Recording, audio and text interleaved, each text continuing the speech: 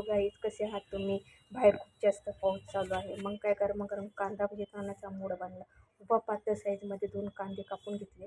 माझी मैत्रिणीबरोबर गप्पा मारताना मला मिरची कटिंग करायची होती. ती मिक्सरमध्ये बारीक करण्यासाठी 2 तुकडे केले.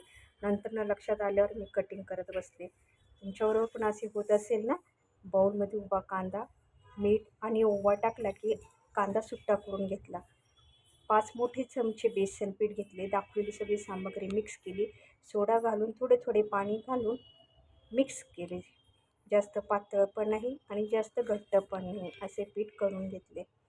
मस्तपैकी मिरचीही तळून घेतली. आता भजे टाकताना गोल गोळे न टाकता हाताच्या बोटाने सुट्टे सुट्टे टाकायचे. तळताना तेल जास्त टाकून घ्या म्हणजे भजी व्यवस्थित फ्राय होतात. गॅसची फ्लेम पहिल्यांदा हाय ठेवून भजे टाका व नंतर गॅसची फ्लेम कमी करायची. परत 1 मिनटं तिची फ्लेम वाढवावी. म्हणजे तेल जास्त गरम नाही झाले पाहिजेत, प्रमाणात गरम तेल झाले पाहिजेत. भजे झाऱ्याने हळूवार हलवत राहा म्हणजे क्रंचीपणा येईल. ज्यावेळी भजे काढायचे आहेत त्यावेळी भजे कढईतून एका बाजूला झाऱ्यात घ्या. तेल सगळे वितळून घ्या म्हणजे तेलकट नाही होणार याची काळजी घ्या. दुसऱ्या भजेच्या घाणा काढताना आमच्याकडे पावसामुळे लाईटच गेली.